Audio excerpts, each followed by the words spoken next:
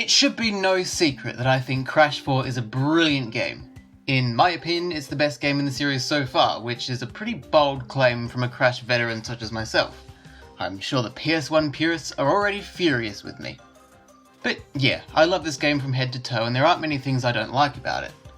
But that doesn't mean I'm blind to its flaws. There are a few things I would criticise about the game, and while none of them are deal breakers for me, I definitely think there is some room for improvement. So let's not waste any time. Here are 7 things I think Crash Bandicoot 4 could improve on in no particular order. Our first thing is about timeline levels. Conceptually, I think the timeline levels are wicked. Seeing the perspective of Torna, Dingadal or Cortex surrounding an event that happened in a Crash level and finding out why it happened is such a cool idea, and I'm totally in favour of such a thing returning in future titles. I don't think they were executed perfectly though.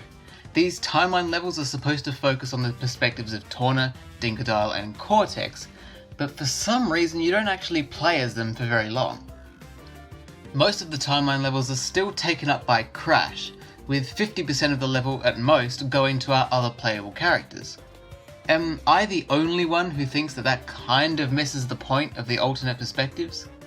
It's a shame because playing as these other characters is really fun, so it's kinda disappointing that we don't get to do so for very long.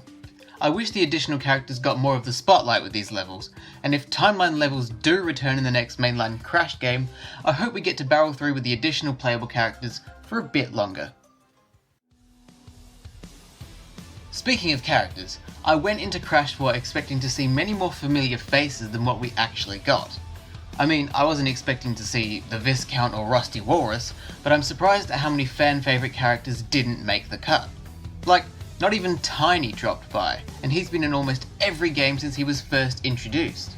Lots of characters make cameos, so I'm glad that Toys for Bob did acknowledge them, but it also feels quite strange, especially seeing as it would have made a lot of sense for the game to have more bosses.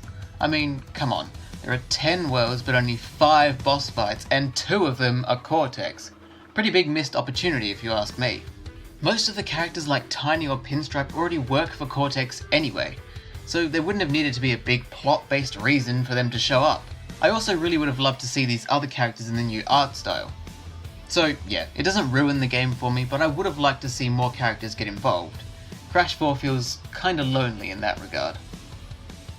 I mentioned boss fights for a second there, so that's a good enough transition into the next thing I wanted to talk about. I've already established that I don't think there are enough boss fights in Crash 4, but I also think that the boss fights could have been done a bit better too. Thematically, each boss was fantastic, I won't deny that, but they don't take very long to beat, and they also aren't very tough. I blame the hit point checkpoint system the boss fights have. I don't know why they did that, but basically every time you successfully land a hit against a boss, you get a checkpoint. Not a great decision in my opinion. It makes the bosses pretty easy and almost ruins the challenge they have. And speaking of challenge, the bosses are pretty easy. The first Cortex fight can give you trouble if you don't realise you have Kapunua, but other than that, they're a cakewalk, and would have been cakewalks even without the checkpoints. Having difficult bosses is one of my biggest wishes for this game, so it's a shame that they weren't as challenging as I hoped. Especially Entropy's fight. Honestly, I feel like the Entropy fight was missing a phase. It was over far too quickly. Now that I've mentioned Entropy, now is the perfect time to segue into my next topic.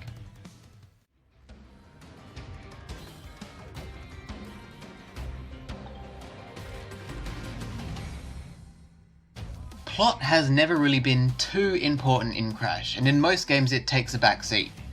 In Crash 4 though, plot is a lot more important, and I'm a fan of that. The plot in Crash 4 is pretty straightforward, and there's nothing wrong with that. Crash has, again, never really been plot focused.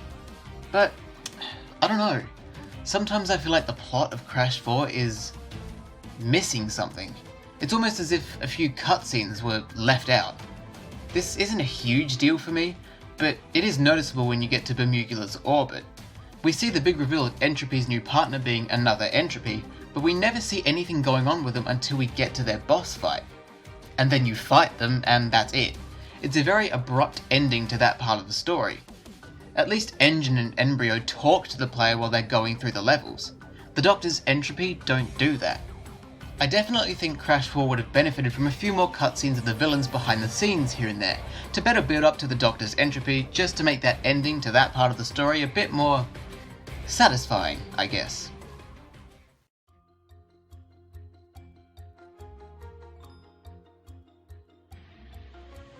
The controls and gameplay in Crash 4 are damn near perfect. For the playable characters at least. As for the jetboard, I think it's an improvement on Crash 2, but Polar and the Schnurgle are definitely crimes against humanity. They're adorable, but they control like shit.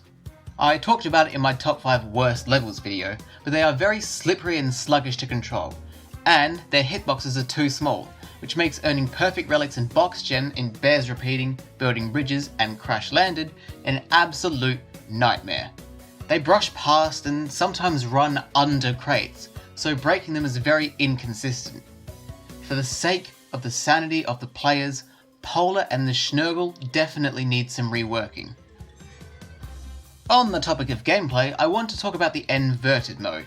Each of the classic entries to the series introduced new elements that made you want to come back to a level. Crash 2 added death routes and secret level entrances, and Crash 3 added time trials. Wrath of Cortex didn't add much of anything, but Crash 4 made a lot of additions, but I think the most significant one is the VERTED mode. VERTED mode is a mirror mode with its own set of gems to collect, a shake-up in the visuals, and usually an added twist on the gameplay. The key word there is usually. Unfortunately, not all of the styles actually change the gameplay beyond mirroring the level. The styles that do change the gameplay, like Mosquito Marsh, the Snacks Dimension and Insanity Island for example, are really fun to play through since they mess with how you're used to travelling through the levels. The styles that don't change the gameplay, even though they look nice, aren't really as interesting to go through as it's just a visual change. I suppose going through a mirrored version of a level is enough of a shake-up in itself, but I definitely think that all the different styles in VERTED mode should have had their own twists on the gameplay and not just a few of them. Lastly, I just wanted to touch upon the issue of load times in this game. They're long. It's noticeable how long they are from the very beginning. Now, I'm not a game developer or programmer or any sort of expert in this field, so I'm not sure how they would go about reducing the load times, but I do think something needs to be done here, especially when it comes to the restart level function. If you die in a level without getting a checkpoint, or you die in a time trial, you always respawn at the beginning of the level without having to reload it, which is good. But for some ungodly reason, when you use the restart level function in the pause menu, the game needs to reload the entire level. Why? I don't understand why it would need to do that, especially if the game can quickly spawn you at the beginning of the level if you die without a checkpoint. It just doesn't make any sense. It makes going for the perfect relics a really draining experience, and I definitely think something needs to be done to fix that.